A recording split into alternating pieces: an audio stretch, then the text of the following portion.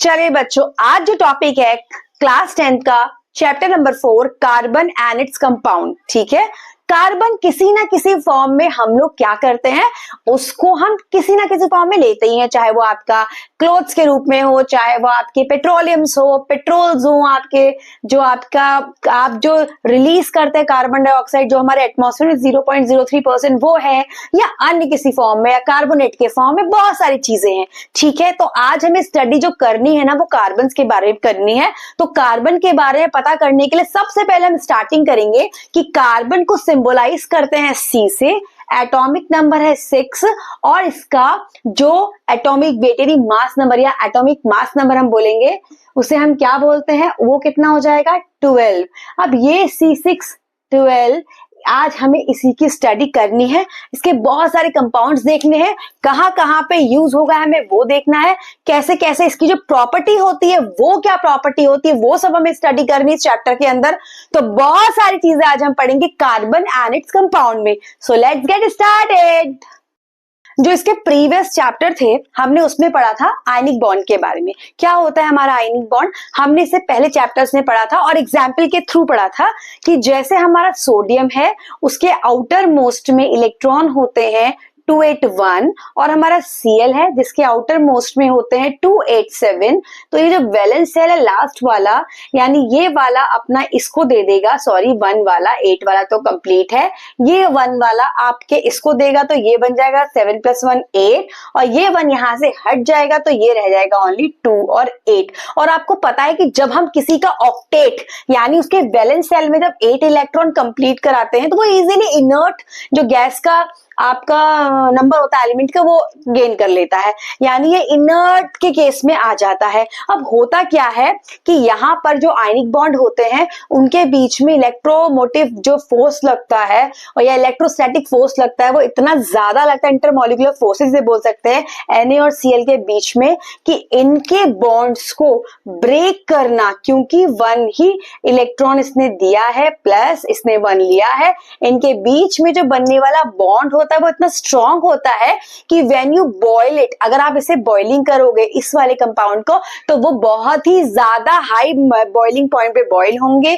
Melting point भी इनके high होते हैं और जब ये अपनी मोल्टन स्टेट में होते हैं, यानी अगर NaCl को आप देखोगे अपनी मोल्टन स्टेट में किसी सॉल्यूशन में dissolve Na plus Cl minus में, तो ये इलेक्ट्रिसिटी को भी क्या करते हैं, फ्लो करते हैं। ठीक है, क्योंकि ये अपने आयंस में डिवाइडेड है। अब आयनिक बॉन्ड के बारे में बिफोर और प्रीवियस चैप्टर्स हम बहुत सारी चीजें पढ़ चुके हैं, उनकी स्पेशल क्वालिटीज पढ़ चुके हैं, बट यहाँ पर बात आती है कोवेलेंट बॉन्ड की। अब कोवेलेंट बॉन्ड की स्टार्टिंग कैसे हुई, हमने क्या देखा कि यहाँ कार्बन वाले में कार्बन का जो एटॉमिक नंबर होता है वो 6 होता है, यानी ये हो गया हमारा C6 जिसको हम डिनोट करते हैं 2 और 4 से। तो आउटर मोस्ट का जो शेल होता है ये हमारा आउटर से बैलेंस हमारे इलेक्ट्रॉन जिनमें रहते हैं, ये वाला जो आउटर मोस्ट वाले इलेक्ट्रॉन्स होते हैं ये ओनली 4 हैं। तो होता क्या है कि अगर मैं हम इसको डायग्रामेटिकली समझे कि बीच में हमारा न्यूक्लियस है, इसको और अच्छी तरीके से हम यहां बनाती हूं कि बीच में हमारा ये न्यूक्लियस है, इसके सराउंड्स में 2 इलेक्ट्रॉन, इसके बाहर वाले सेल में 1 2 3 और 4 इलेक्ट्रॉन होते हैं। ठीक है, अब दिमाग लगाइए कि ये जो है आपके 4 इलेक्ट्रॉन वो आपके जितने इलेक्ट्रॉन्स होते हैं उतने ही न्यूक्लियस में क्या होते हैं, प्रोटॉन्स होते हैं। मैंने फिर बताया था कि number of electron is equal to number of protons, तो जितने इलेक्ट्रॉन्स है उतने प्रोटॉन्स है। तो इस 4 को आउटर मोस्ट से हटाने के लिए प्रोटॉन कस के पकड़े रहते हैं और बाहर निकलने के लिए प्रॉब्लम क्रिएट करते हैं। ठीक है, अब ना बाहर वो जा सकते हैं और ना 4 के नंबर को, यानी ऑलरेडी ये 2 4 है यानी 6 है और अंदर भी हमारे प्रोटॉन जितने इलेक्ट्रॉन होते हैं उतने ही प्रोटॉन्स होते हैं, तो वो बाहर वाले इलेक्ट्रॉन को भी अंदर आने पर बहुत ज्यादा तवज्जो नहीं देते। तो होता क्या है कि इसमें कंडीशन आई, ना तो इसके बाहर वाले को कंप्लीटली दे सकते हैं ना ही ये आया, तो इसने कहा कि कोवेलेंट बॉन्डिंग यानी ऐसा कोई, फॉर एग्जाम्पल के लिए ये C है, यहाँ पे हमने ऑक्सीजन ले लिया, चलो हम अपना एक सिंपल सा एग्जाम्पल लेते हैं कार्बन डाइऑक्साइड। तो कार्बन डाइऑक्साइड में यहाँ ओके कितने हैं, ओके है 2, ठीक है हमने बना लिया ओके 2 है। अब C के आउटर मोस्ट में आपको पता है कि 4 इलेक्ट्रॉन्स होते हैं, बिल्कुल सही। ऑक्सीजन अगर हम देखें एटॉमिक नंबर उसका होता है 8 और आउटर मोस्ट में 2 और 6 होते हैं, तो 1 2 3 4 5 6। चलिए मैं इसको राउंड राउंड बना देती हूँ, वो ज्यादा इजी रहेगा, ठीक है। यहाँ की तरफ भी इस वाले इलेक्ट्रॉन जो है ऑक्सीजन के वो भी ऐसे ही होंगे। अब इलेक्ट्रॉन का कोवेलेंट बॉन्डिंग कैसे, कार्बन ने कहा भाई 2 मेरे से ले ले, 2 अपने शेयर कर ले, पड़ोस वाले भाई से भी कहा भाई तू भी शेयर कर ले। तो अगर हम टोटल देखेंगे इस कार्बन पे तो 1 2 3 4 5 6 7 8, इसका ऑक्टेट यानी 8 नंबर आउटर मोस्ट में कंप्लीट हो गया, इस ऑक्सीजन का कंप्लीट हो गया, और इस ऑक्सीजन का भी 1 2 3 4 5 6 7 8 इसका भी कंप्लीट हो गया, 1 2 3 4 5 6 7 8 इसका भी कंप्लीट हो गया। यानी कितनी कितनी बॉन्डिंग हुई, देखिए मैंने बना भी दिया, यानी C double bond O double bond O आ गया। तो ये हमारा उसने क्या करा, कोवेलेंट बॉन्डिंग हुई। कोवेलेंट बॉन्डिंग का मतलब होता है शेयरिंग ऑफ इलेक्ट्रॉन। भाई तुझे ना मैं दूंगा ना तुझसे कुछ लूंगा, बट आपस में एक दूसरे को बेनिफिट करते रहते हैं, साथ में चलते रहते हैं, तो ये हमारा बैलेंस बॉन्ड हुआ। अब ऐसे आगे कौन कौन सी चीजें आएंगी औरों में भी हम पढ़ेंगे, देखो ध्यान से। अब जब एग्जाम्पल देख ही रहे हैं तो क्यों ना नाइट्रोजन भैया को भी ले ले। हमारे नाइट्रोजन भैया ने क्या बिगाड़ा है हमारा, अगर एटॉमिक नंबर चेक करोगे तो इसका 7n14 होता है, यहाँ भी 7n14 होता है। इससे कोई मतलब नहीं है, क्योंकि जब भी हम इलेक्ट्रॉनिक ऐसे बना रहे होते बैलेंस इलेक्ट्रॉन को तो हम एटॉमिक नंबर्स यूज करते हैं। तो ये हो गए 2 और 5, ये भी हो गए 2 5, सही है, बिल्कुल अच्छा मैम आपने बहुत अच्छी बात बताई। अब अगर इसको हम ध्यान से देखेंगे, बहुत ध्यान से देखिएगा, बहुत ही ध्यान से करना है। तो अगर हमने इसको बनाया तो कैसे बनाएंगे, ध्यान से देखना। अब यहाँ 5 है, यहाँ भी 5 है, 1 2 1 2 1 2 1 2 3 ऐसे बना। टोटल इलेक्ट्रॉन कितने आ गए, इन सबको मैं हटा दे रही हूँ, अब ज्यादा समझने परेशानी नहीं होगी। तो लास्ट वाले इलेक्ट्रॉन कितने थे इसके, 2 और 5 यानी 5 थे, 1 2 3 4 5 सिंक, ठीक है। अब इस वाले को देखो, इसको भी मैं राउंड राउंड थोड़ा चेंज कर देती हूँ, इसमें भी कितने आ गए 1 2 3 4 5। आउटर मोस्ट में बैलेंस इलेक्ट्रॉन ऐसे ही बनते हैं, वो ही बेचारे क्योंकि जो न्यूक्लियस के पास जुड़े हो तो कहीं जा ही नहीं सकते, तो आउटर मोस्ट के जो बैलेंस इलेक्ट्रॉन है, आउटर मोस्ट वाले इलेक्ट्रॉन यही पार्टिसिपेट करते हैं, चाहे आप आयनिक बॉन्ड बनाए, कोवेलेंट बॉन्ड बनाए या इससे बड़े कोई बॉन्ड बनाए। तो होता क्या है कि ये जो नाइट्रोजन वाला इसने कहा भैया मैं तेरे 3 भी ले लूं, ले ले भाई, शेयरिंग कर ले, मैं भी तेरे ले लेता हूं। फिर उसने कहा ठीक है भाई आप भी शेयर कर लो। तो कितना बॉन्ड बनाए, ये इलेक्ट्रॉन यानी एक बॉन्ड यानी सिंगल बॉन्ड में 2 इलेक्ट्रॉन्स हुए, तो N ट्रिपल बॉन्ड ट्रिपल, तो यानी 1 2 3 4 5 6 7 8 ये इस वाले का हो गया, 1 2 3 4 5 6 7 8 ये 8 इसका हो गया, ऑक्टेट कंप्लीट, 8 ऑक्टेट इसका हो गया, ट्रिपल एन बन गया, और ये हो गया हमारा नाइट्रोजन का ट्रिपल बॉन्ड, ये चीज बन गई हमारी। ऐसे ही हम ऑक्सीजन का बना सकते हैं, क्योंकि हमें इनर्ट गैस का जो ऑक्टेट होता है वो कंप्लीट करना होता है, वो हमारा एक रूल है, ठीक है। तो यहां तक तो इसकी स्टडी हो गई। अब एक बड़ी मजे की बात बताती हूँ मैं आपको, बहुत इंपॉर्टेंट है, वैसे तो आप आगे क्लासेस में इसको और अच्छी तरीके से पढ़ सकते हो, पर समटाइम्स क्या होता है आपको यहां भी पढ़ना बड़ा जरूरी होता है। अब carbon and it's special compounds, अगर हम बात करते हैं कंपाउंड्स की या हम इसके फॉर्म्स की बात करते हैं, अभी हम बात करते हैं फॉर्म्स की। फॉर्म का मीन्स क्या होता है, फॉर्म्स में हम सीखेंगे एलोट्रॉप्स ऑफ कार्बन। अब कार्बन के एलोट्रॉप्स क्या होते हैं, सबसे पहले तो कार्बन के एलोट्रॉप्स की बात करते हैं।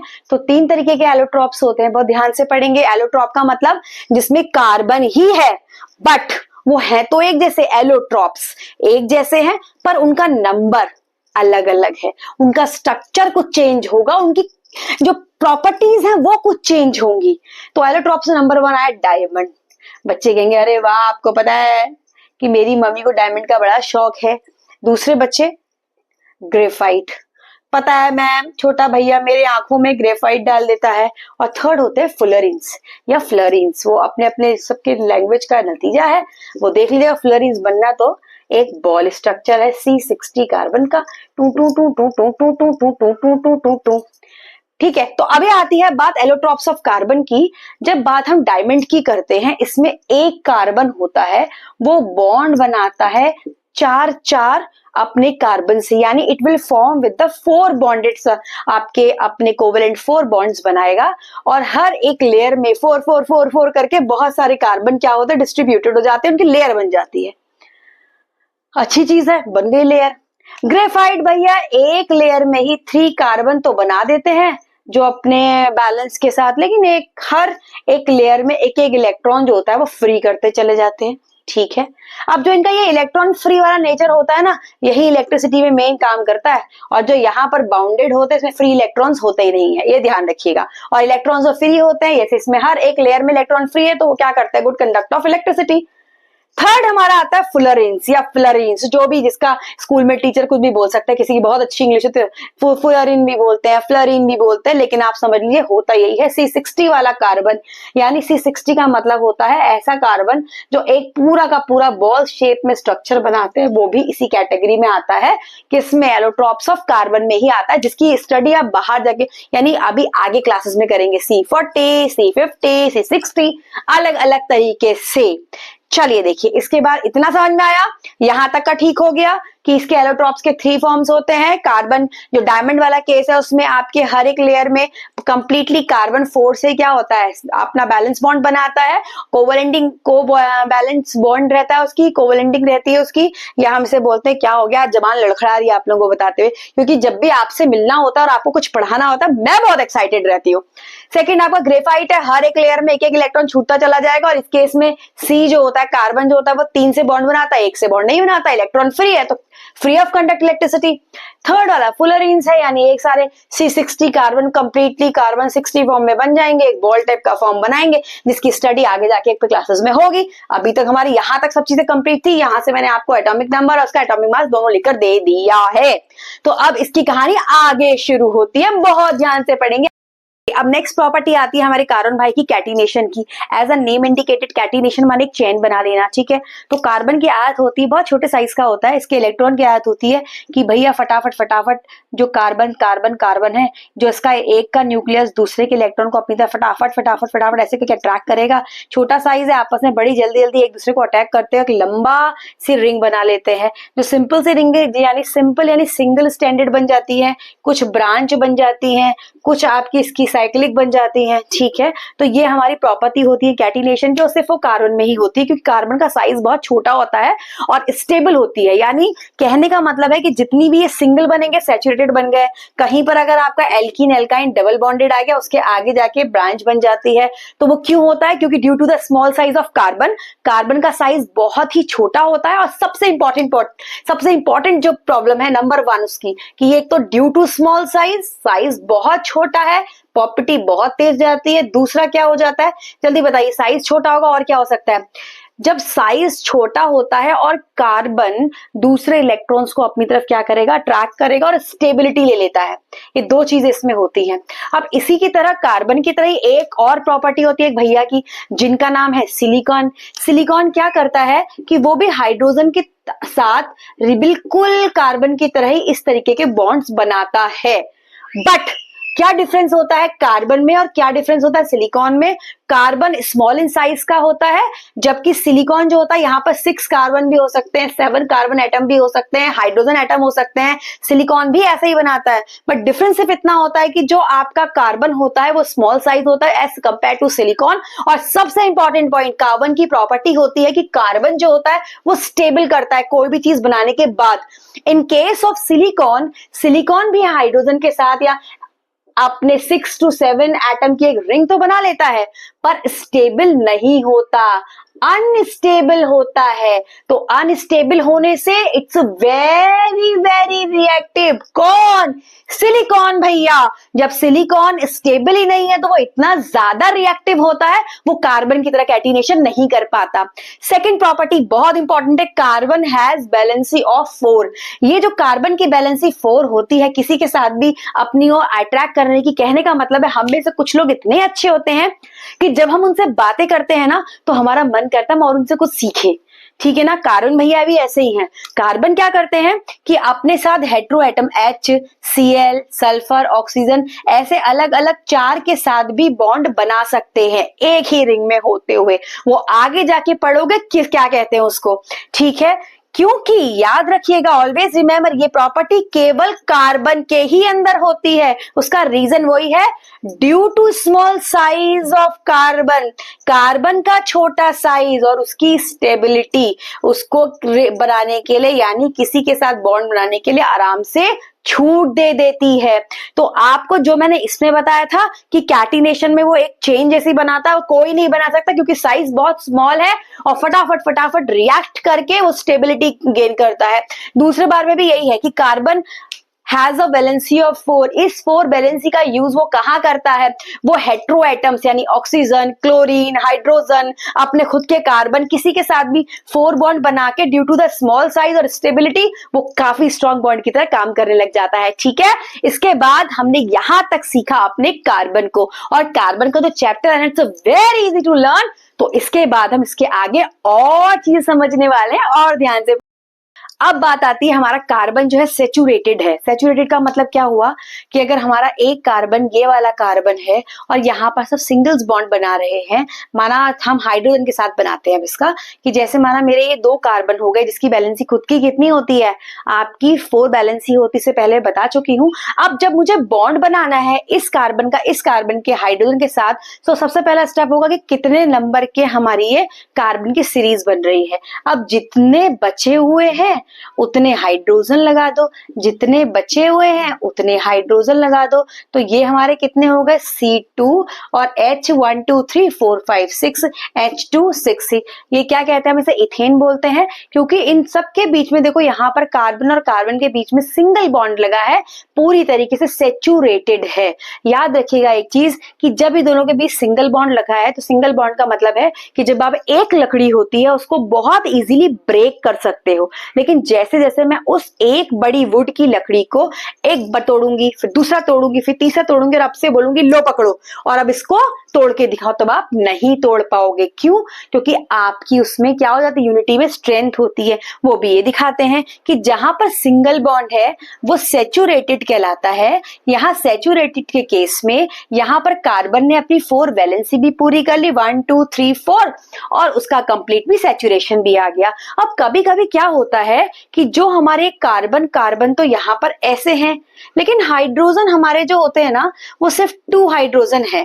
अब जब 2 हाइड्रोजन है, यानी यहाँ वाले कार्बन पे भी 2 हाइड्रोजन है, ये भी कार्बन पे 2 हाइड्रोजन है, और हमें पता है कार्बन की बैलेंसी कितनी होती है, 4 होती है। तो वो कैसे बनेगी, 1 2 3, एक बॉन्ड यहां और लग जाएगा जब हम बैलेंस इलेक्ट्रॉन करते हैं, जिसे मैंने सिखाया था। उस केस में क्या होगा कि अब क्या हो गया, फॉर्मूला बना C2H4, और इसमें क्या कहते हैं, 2 वाले को अनसेचुरेशन, अनसेचुरेटेड। अब इसको तोड़ना और मुश्किल हो जाता है, इलेक्ट्रॉन और पासू पासू आ जाते हैं, तो यहाँ पे इलेक्ट्रॉन को ब्रेक नहीं कर सकते, यूनिटी द स्ट्रेंथ यहाँ बोलेंगे। अब कई बार क्या होता है, बेचारा एक ही हाइड्रोजन कहता है मम्मी मैं अकेला हूँ भैया, स्कूल से नहीं आया। फिर दूसरी वाली अपनी बहन के पास जाती है, वो उसका बेटा भी अकेले आता है, वो कहते हैं कोई बात नहीं मिल बांट के सब्जी खा लेंगे। तो यहाँ पर कार्बन की बैलेंसी होती है 4, तो 1 2 3 4, 1 2 3 4। तो इस तरीके से इसके भी बीच में 3 आपके ट्रिपलेट बॉन्ड लग गए, और इसे भी आप अनसेचुरेटेड कहते हो। अनसेचुरेटेड का मतलब है इतना छोटू छोटू से बॉन्ड को ब्रेक होके, मतलब वो इतने छोटे 2 यानी डबल और ट्रिपल बॉन्ड बन जाते हैं, इलेक्ट्रॉन पास आ जाते हैं, और बहुत मुश्किल होता है न्यूक्लियस से फिर इलेक्ट्रॉन को बाहर को खींचना। तो यहाँ हमारा सेचुरेशन और अनसेचुरेशन कंप्लीट हो गया। और कई बार क्या होता है, कभी कभी ऐसा हो जाता है कि यही हमारे कार्बन जो एटम आपको दिख रहे हैं उसमें से हम आगे पढ़ाएंगे, रुक जाओ, आप लोगों को भी तो समझ में आना चाहिए पहले इतना। तो सेचुरेशन के बारे में हमने बताया था कि saturated and unsaturated carbon, that means when the double and triple bond use, जब हम डबल और ट्रिपल बॉन्ड को यूज करते हैं that is called unsaturation, unsaturated, और single bond is called the saturated. ये थोड़ी छोटी चीजें होती है ना जो हमारे मार्क्स को बढ़ाती हैं। इसके बाद एक बहुत अच्छी चीज बता रही हूँ, उसको बहुत ध्यान सुनिएगा। अब कभी कभी क्या होता है ना कि जैसे माना मेरा ये C है, यहाँ H, यहाँ H, यहाँ H, यहाँ H, यहाँ H और यहाँ सपोज Br लग गया। इसका मतलब है ये सारे H हैं, 1 2 3 4 5 और यहाँ पर या ऐसे दिखाती, यहाँ पर भी H है पर मैंने इस H को हटा के इसकी जगह Br लगा दिया। यानी मैंने क्या बनाया, यहाँ के 3 H तो सेम रहे, यहाँ बना Br, ऊपर बना H, नीचे बना H, तो मेरा ये वाला कंपाउंड ऐसे बन गया। ठीक है, तो कई बार क्या होता, हो सकता है Br ना हो, इसकी जगह OH हो, तो मैं यहाँ पर OH कर दूंगी। हो सकता है कि यहाँ पर OH की जगह CHO हो, तो यहाँ पर CH हो जाएगा, ऐसे हो जाएगा। हो सकता है कि यहाँ पर CH2OH हो, तो यहाँ पर CH2OH हो जाएगा। हो सकता है यहाँ पर आपका Cl हो, तो इसकी जगह Cl हो जाएगा। यानी जो भी होगा 1 2 3 4 5 मैनी मोर। तो जब एक H को हटाकर हम ऐसे हेट्रो एटम्स अलग वाले, ये क्या है, सेम एटम्स हैं, ठीक है, मोनो एटम्स हो गए, सब सेम टू सेम ही तो है ये। अब इनको हटा के जब कोई हेट्रो एटम आ जाता है, जैसे Br OH CHO, तो इसे हम कहते हैं फंक्शनल ग्रुप। क्या कहते हैं बच्चों, functional group. These are the functional group. अब फंक्शनल ग्रुप क्या होता है, a functional group indicated a different characteristic of a particular group. Suppose मैंने कहा ये हमारा OH है, OH फंक्शनल ग्रुप का मतलब है कि OH आया और एक लात मारी का हाइड्रोजन को और हाइड्रोजन हट गया, तो ए हाइड्रोजन एक हटा, OH लग गया, इसका मतलब अल्कोहल की सीरीज आ जाएगी। यानी ये सारे तो सेम हो जाएंगे और यहाँ पर ये सब सेम हो जाएंगे, यहाँ पर आ गया अल्कोहल। हो सकता है ये अल्कोहल ना हो, एल्डिहाइड हो, आपका alcohol, primary alcohol, tertiary alcohol, इस तरह की कुछ भी चीज आ जाएगी आपके, उसमें एमीन्स आ सकते हैं, कुछ भी आ सकता है। That is called your functional group. हर एक फंक्शनल ग्रुप की अपनी खुद की कैरेक्टरिस्टिक होती है और वो कैरेक्टरिस्टिक उस ग्रुप को हर एक ग्रुप से अलग करती है। फॉर एग्जाम्पल, अगर अल्कोहल है उसकी प्रॉपर्टी अलग, एमीन का आपका लग गया ग्रुप, उसकी प्रॉपर्टी अलग, क्लोरीन लग गया उसकी प्रॉपर्टी अलग। यानी कार्बन की चेन में अलग अलग प्रॉपर्टी। आया समझ में? नहीं आया तो समझाती हूँ दोबारा, देखो ध्यान से, देखिए ध्यान से। अब ये हमारी कार्बन की रही चेन, बड़े मस्ती से टाइम कट रहा था इनका भी, हमारी प्यारे एथेन का टाइम कट रहा था। कहीं से घूमता घूमता ये OH आ गया और ये आके यहाँ पे अटैक करके इसने इस बेचारे को साइड कर दिया। तो इस OH का क्या हो गया, यानी ये तो होमो सीरीज हो गई, सिर्फ एक सीरीज हो, सारी एक ही सेम हो गया। ये आ गया हेट्रो एटम, अलग से एक एटम आ गया। और अब इसका फॉर्मूला क्या बन जाएगा, H तो ऐसे ही लगेंगे, ये H भी ऐसे, ये C ऐसे, H इसकी जगह OH और इसकी जगह H। तो यानी ये सारा तो सीरीज होमो सीरीज है, पर ये आपका फंक्शनल ग्रुप आ गया। अब जो भी चीजें आप करोगे वो डिपेंड इस फंक्शनल ग्रुप की सारी कैरेक्टरिस्टिक आ जाएगी। ठीक है, अब हम इसे पता कैसे लगाते हैं, पता लगाते हैं ऐसे, जैसे हमारा जो कार्बन होता है ना, वो हमारा कैसे कैसे आ सकता है। कार्बन हो सकता है हमारा इस तरीके से एक चेन में हो, ठीक है, हो सकता है कार्बन हमारा ऐसे करके एक ब्रांच में हो, ठीक है, हो सकता है कार्बन हमारा एक ऐसे करके जो है वो रिंग में हो कहीं पर, ठीक है। तो ऐसे अलग अलग जगहों पे हेट्रो एटम कहीं भी लग सकता है, यहां लग गया, उसको बस ऑक्सीजन उसको बस कार्बन की एक बैलेंसी कंप्लीट करनी होती। कार्बन हमेशा अपनी 4 बैलेंसी को लिए हुए करता है, यानी उसकी एक पावर होती कि मुझे 4 ही बैलेंसी बनानी है, उसके अलावा कुछ नहीं करना है। तो वही चीज आज हमने समझी। अब इसके बाद आप पार्ट 2 समझेंगे। ये आपका पार्ट 1 है जहां मैंने यहां तक पढ़ाया, पहले यहां तक पढ़ो, उसके बाद आगे की स्टडी करेंगे। उसके बाद मैं आपको बताऊंगी कैसे उनका हम नॉमेनक्लेचर करते हैं, कैसे उनके नेम रखते हैं, कैसे कैसे उसके ग्रुप्स के आइडेंटिफिकेशन होते हैं। तो बहुत सारी मच मोर थिंग्स आपकी नेहा मैम बताएंगी आपको। तो याद रखिए, मेरे दोबारा पार्ट 2 लेने से पहले फटाफट इसको लाइक, सब्सक्राइब और अपने मैम को खूब सारा प्यार दीजिए और भर भर के इसको देखिए और मैम से क्वेश्चंस पूछिए। नीचे आपके क्वेश्चंस के लिए मैंने सब कुछ दे रखा है, उससे पूछिए। कहीं पर कोई प्रॉब्लम आती है तो पूछेंगे आप उसे और मैं क्वेश्चन आंसर सब आपको कराऊंगी। ओके बच्चों।